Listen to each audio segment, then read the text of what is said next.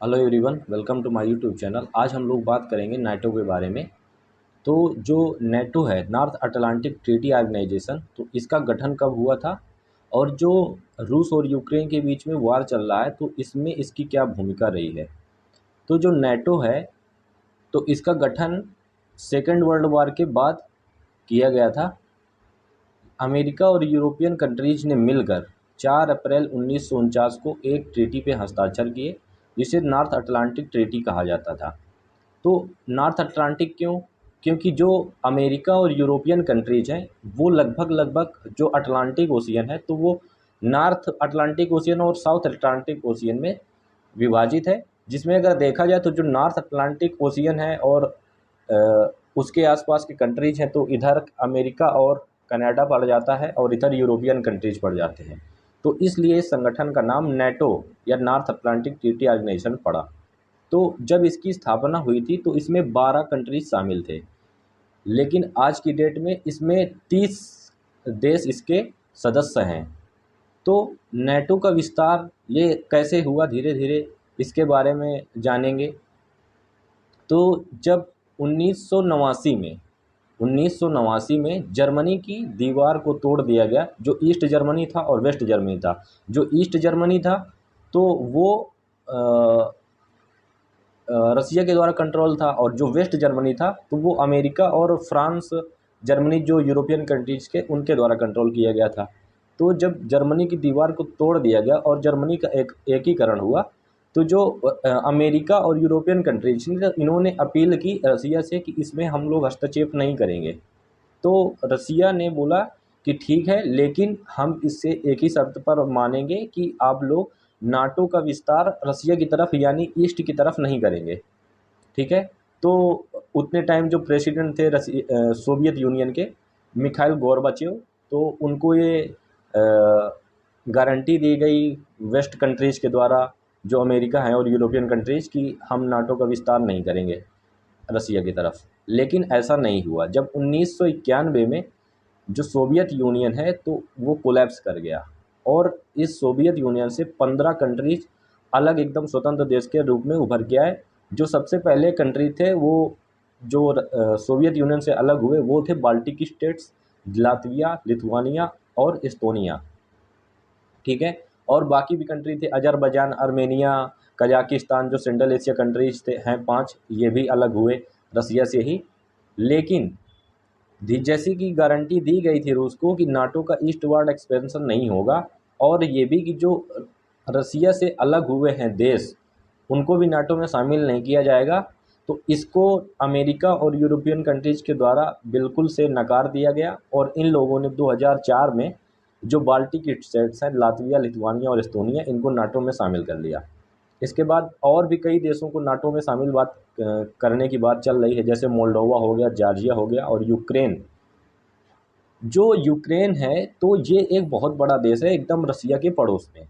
तो अगर कोई भी मान लो अगर मेरा कोई दुश्मन है जो मुझसे दूर रहता है, और मेरा पड़ोसी अगर उस दुश्मन को अपने घर में जगह दे दे, तो मुझे ये बिल्कुल अस्वीकार होगा। ठीक है। क्योंकि मुझे सिक्योरिटी कंसर्न्स होंगी। तो यही हुआ है रसिया रसिया और यूक्रेन के बीच में। ठीक। जिसमें से जो अभी एक समिट हुआ था अमेरिका के प्रेसिडेंट जो बाइडेन और व्लादिमीर पुतिन जो रसिया के प्रेसिडेंट हैं उनके बीच में, तो रसिया ने अपनी फिर डिमांड यही रखी कि हमको लीगल गारंटीज़ दीजिए कि नाटो में यूक्रेन को शामिल नहीं किया जाएगा, और जो रसिया से बॉर्डरिंग स्टेट हैं वहाँ से नाटो सेनाएं और मिसाइल्स वगैरह हटा ली जाएंगी। ठीक। लेकिन अमेरिका ने ऐसा मानने से बिल्कुल मना कर दिया। तो अब रसिया करता भी, या तो मरता या तो कुछ करे। लेकिन जो प्रेसिडेंट हैं वहाँ के व्लादिमीर पुतिन, वो एक बहुत ही टैलेंटेड व्यक्ति हैं, जो कि एक खुफिया जासूस भी रह चुके हैं, जो वहाँ पे एक खुफिया एजेंसी हुआ करती थी केजीबी, और मार्शल आर्टिस्ट भी हैं। ठीक है। तो उन्होंने 24 फरवरी 2022 को एक स्पेशल मिलिट्री ऑपरेशन के तहत यूक्रेन में अपनी सेना भेज दी। ठीक। तो जब सेना भेज दी तो नाटो जो था तो ये पहले से हमेशा कहता आ रहा था कि नहीं, अगर यूक्रेन में हमला हुआ तो हम यूक्रेन की मदद करेंगे। लेकिन जब यूक्रेन पर हमला हुआ तो इनका डबल स्टैंडर्ड बाहर आया। इन लोगों ने बोल दिया कि हम यूक्रेन को हथियार सप्लाई करेंगे, लेकिन हम अपनी डायरेक्ट जो आर्मी है उसको ग्राउंड पे नहीं भेजेंगे यूक्रेन में, हम यूक्रेन को मदद करेंगे। तो इससे अब यूक्रेन को इससे ये सीख लेना चाहिए कि जो सुपर पावर कंट्रीज़ हैं तो कभी ना कभी उनके बहकावे में नहीं आना चाहिए, कोई भी देश हो। जैसे आप लोग देख लीजिए कि जो नेटो है या अमेरिका है, उन्होंने अफ़गानिस्तान में क्या किया, इराक में क्या किया, लीबिया में क्या किया, सीरिया में क्या किया, ठीक है। मतलब अमेरिका अपने एक्शंस को जस्टिफाइड करता है, लेकिन वहीं पे रसिया ने जब ये एक्शन लिया तो इसको बिल्कुल से एकदम मानने को तैयार ही नहीं है कि नहीं, हाँ रसिया मनमानी कर रहा है, उसकी कोई सिक्योरिटी थ्रेट नहीं है हम नाटो से। तो फिर क्यूबा में जब 1962 में रसिया ने मिसाइल तैनात कर दी थी अमेरिका की जस्ट एकदम बगल में, तो फिर अमेरिका को इतनी दिक्कत क्यों हुई थी? तब तो उतने टाइम एकदम कोल्ड वार भी चल रहा था और फिर एकदम से वार लाइक सिचुएशन बन गई थी। तो ये अमेरिका का डबल स्टैंडर्ड है। और जो इसमें यूरोपियन कंट्रीज़ हैं, यूरोपियन कंट्रीज़ क्यों अमेरिका का इतना सपोर्ट करते हैं? क्योंकि जो यूरोपियन कंट्रीज़ हैं उनका कोई एक सिक्योरिटी आर्किटेक्चर नहीं है, कोई सिक्योरिटी स्ट्रक्चर नहीं है। वो लोग वो पूरी तरीके से नाटो और अमेरिका पे डिपेंडेंस है अपनी सिक्योरिटी के लिए, उन्होंने अपनी खुद की कोई सिक्योरिटी ऐसे अरेंजमेंट नहीं की हुई है, इसलिए ये कंट्रीज़ बहुत डिपेंडेंट है। जबकि अगर देखा जाए तो जो रसिया से गैस सप्लाई होती है यूरोपियन कंट्रीज़ को, वो 70% है, ठीक। तो अगर एनर्जी सुरक्षा की बात की जाए यूरोपियन कंट्रीज़ की, तो वो निर्भर है पूरी तरीके से रसिया पर, ठीक। लेकिन अब नेटो के कंट्रीज़ हैं, सदस्य देश भी हैं जो यूरोप यूरोप के देश हैं, फ्रांस हो गया, जर्मनी हो गया, ब्रिटेन हो गया, इटली वगैरह। तो ये लोग अमेरिका का सपोर्ट कर रहे हैं और खुल के रसिया पर सैंक्शंस लगाए हैं, जिसके तहत स्विफ्ट पेमेंट में भी उस प्रतिबंध लगा दिया गया है, जिससे कि डॉलर पे व्यापार नहीं कर पाएगा। तो इस वजह से काफ़ी ज़्यादा नुकसान रसिया को झेलना पड़ रहा है, ठीक। तो अब देखते हैं जो नाटो के इतने वर्तमान समय में जो सेक्रेटरी जनरल हैं, तो वो हैं जेन स्टोलनबर्ग, और जो नाटो का मुख्यालय है वो स्थित है बेल्जियम की राजधानी ब्रुसेल्स में। नाटो के चार्टर में एक आर्टिकल 5 है। आर्टिकल 5 ये कहता है कि अगर कोई भी देश नाटो के किसी भी सदस्य देश पर हमला करता है तो ये सभी देशों पर हमला माना जाएगा जो नाटो के सदस्य देश हैं, और फिर इसका कलेक्टिव जवाब, मिल के जवाब नाटो के देश उस देश को देंगे, या मिलिट्री के तौर पे या इकोनॉमिक सैंक्शंस के तौर पे। ये इसमें आर्टिकल 5 में है। तो जो ये आर्टिकल 5 है कि ये केवल केवल एक ही बार नेटो ने इसको लगाया है जब अफ़गानिस्तान में अटैक किया था अमेरिका ने या नाटो कंट्रीज़ ने।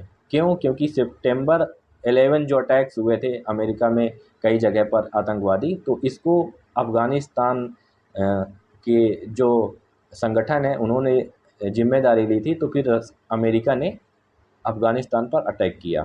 हालांकि यहाँ से अब आप लोगों ने देखा ही कैसे कि अमेरिका यहाँ अ, अफ़गानिस्तान में किस बदहाल स्थिति में उस देश को छोड़ के चला गया, और वहाँ पर अब तालिबान का कब्ज़ा है, तालिबान की सरकार बनी हुई है, लेकिन उसको कभी किसी ने अभी रिकॉग्नाइज नहीं किया है। तो जो नेटो है, तो नेटो एक बहुत बड़ी भूमिका बनाना चाहता है कि नहीं, हाँ हम बहुत ही एकदम इंटरनेशनल पीस और ऑर्डर की बात करते हैं, लेकिन ऐसा कुछ भी नहीं है। इन लोगों के एक्शंस जो अफ़गानिस्तान में देखे, इराक में देखे, बिल्कुल से अनजस्टिफाइड थे। लेकिन अब वही है कि रूस को भी ऐसा नहीं करना चाहिए था, लेकिन वो करता भी तो क्या, जब इन लोगों ने उसकी कोई डिमांड नहीं मानी। लेकिन अगर देखा जाए तो किस पर्सपेक्टिव से नाटो ने यूक्रेन को वार में झेल दिया, इसके बाद में अपने हाथ पीछे खींच लिए, ठीक। तो इससे सीख लेने की ज़रूरत है यूक्रेन के जो प्रेसिडेंट हैं व्लादिमीर ज़ेलेंस्की, जो पहले भी और अभी भी नेटो की सदस्यता की बात करते आ रहे हैं। 2008 से अप्रूवल जो एप्लीकेशन दिया था यूक्रेन ने नाटो में शामिल करने के लिए, वो पेंडिंग है। तो अगर ऐसा शामिल करना ही होता तो ये लोग पहले ही नहीं कर लेते, ठीक।